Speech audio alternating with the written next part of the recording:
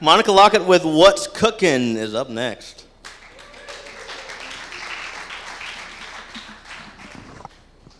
Hello, my name is Monica Lockett, CEO of WhutzCookin. And the first thing I wanted to address is this thing I'm sure everybody has experienced, and that's called pizza overload. How many people have went on google.com looking for a delivery driver, and the only thing that is offered for delivery in your area is pizza? I want you guys to repeat after me. Ain't nobody got time for that. So here's the problem. I don't know about you, but I'm sick and tired of eating pizza. Pizza and Chinese is the only thing that is available in wings. Now people say, well, why don't you use Grubhub? Well, okay, Grubhub is available in my area, but they only have Chinese, pizza, and wings. And on top of that, if I try to use Uber Eats, let's say Favor, not available in my area. I live in Garland. It's not there. So this became a problem, and not only that, but these people are not really focused on residential areas. I'm only focused on like downtown, kind of like really populated areas, New York, high city volume, like small places like me. So I said as I was driving home, what would it be like to be able to get my favorite dish, which is called elote? They got the best elote at Fuel City in over here. What if I could get that delivered, okay? This is what I'm talking about. This is what we're trying to do. This is what we're trying to offer. Now, last year, Grubhub, selling pizza in my area, they made $1 billion in delivery. Yes. And that was, yeah, okay. Now, the average individual spends over $900. I probably spend a little more than that a year. On pizza? Yes, on pizza. That's why I look like that lady on that script. So what's cooking? We're trying to solve the problem of having more different variety. Okay, so we wanted to offer different ways to get delivery of food. What about food trucks?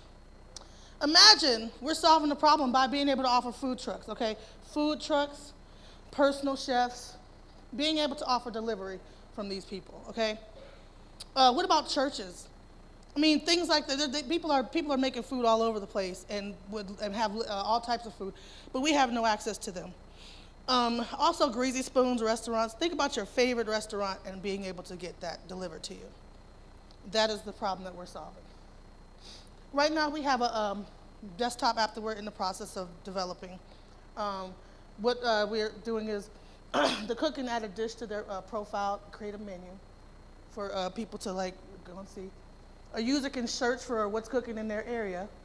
Then they could choose from a variety of options using the What's Cooking app. We have a mobile app that we're developing as well as a desktop app. Delivery is a hot commodity. Our target market is, who here does not get delivery? Does anybody not got anything delivered? Okay, well, you're the only one in the world. Our revenue and user growth, by the first month we plan on starting off small, getting just a lot of food trucks and everything like that. By month 2, we want to move to the chef arena, restaurants. And as the time goes on, we're starting in the DFW area, but we want to eventually by month 7 be able to go to different areas, move to Austin, Houston, and other areas, Detroit, the world, the Mars. Our business model is a subscription. We have a subscription-based model as well as a commission-based. So as the cooks make money, we make money. Advertisements, we might have partners like Whole Foods, Kroger, so that our cooks can get coupons from them. Subscription. If you want to eat some chicken from a certain personal chef, we want to have that available every Friday, that you can actually go to our app and you can order that chicken every Friday and have it delivered like clockwork. Our average revenue per transaction is $30.42. We plan on a 10% growth per week in the beginning. This is give or take. We have wiggle room in that. And our total addressable market value in web-based delivery is $9 billion with all the different web delivery companies out there. We're also proud to announce that we have partnerships with Postmates, who delivers food in select areas in the U.S., as well as Roadie, who can deliver any food to any location throughout the U.S.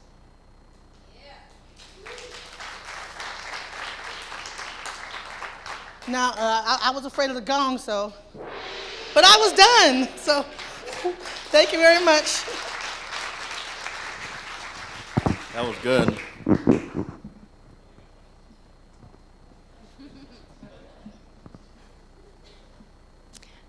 Okay, great presentation. And I'm over here. So you mentioned that one of the pain points for you is that like Grubhub and Uber Eats and things don't deliver where you are. Well, I live downtown, so they do. But my pain point is I'm a single parent and I have a 2-year-old. So what are your delivery times? So let's say 10:30, I need Fruit Loops and a gallon of milk and some other various things. Can you do that for me? Yes, we will be able to do that for you. Especially through our Roadie partner. They deliver anytime, anywhere throughout the U.S. Amazon just announced today a trial for Amazon food delivery in Atlanta for free to any Amazon Prime member. Mm-hmm. Would you be able to compete with that? Probably. Well, our market will be different because we have a different group of we're not really only focused on delivery, but also the food that we have available and the things that we have available. So it's not only just delivery, but when you go on our app, you're going to see variety and not just, a lot of these apps will offer free, but then they offer, a list of specific things that you can order from as well. So that actually kind of goes in line with my problem. Is Amazon Prime. I am an Amazon Prime member, but I didn't get my order in quick enough for that 8 to 10 or something. So, if you could deliver after 10. Yes, we will.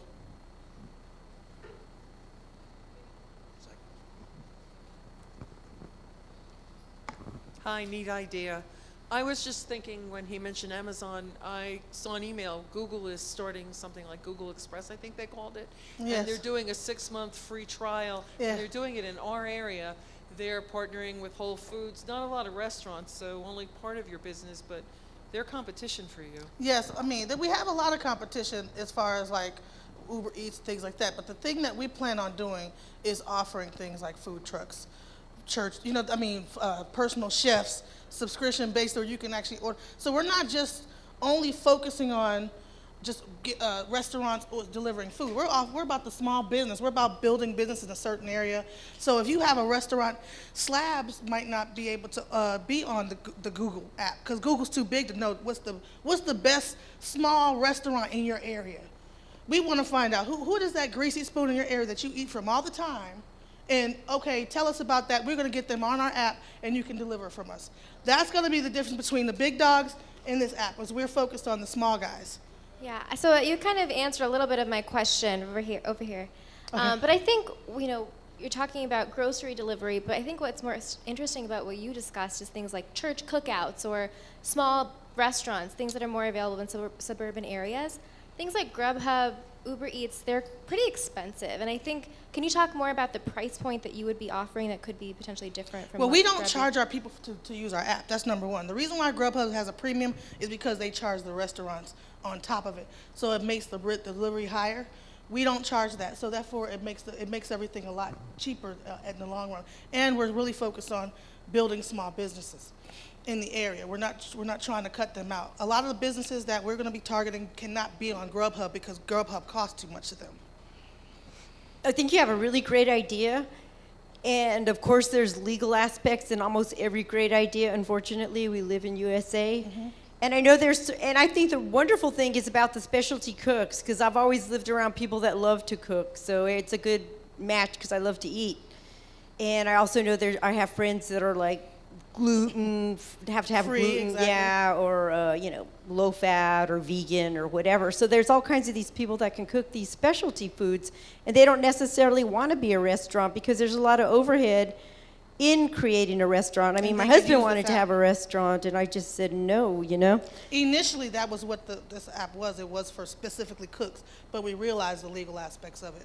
Right, so on your cooks, are you going to vet them to make sure that their kitchens are whatever certification it is? Yes, we are. We Okay, so actually- you will vet them? Yes, we Okay, do. that's awesome. That's all I need to know.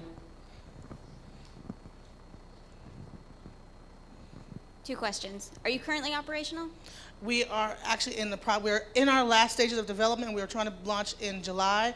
We are looking for partners. We're looking for strategic partners. We're looking for developers. We're looking for people that will help us. Right now, we have a team in India that's helping us develop our app. We need some people in Dallas. We need people that will help us to make this the development happen faster, because a lot of the times things are being held up because of that development aspect. So if And then- anybody that has any help with that, we would definitely. The second question is, you talk a lot about the greasy spoons, the best thing in your local area. How do you scale that to 9 billion?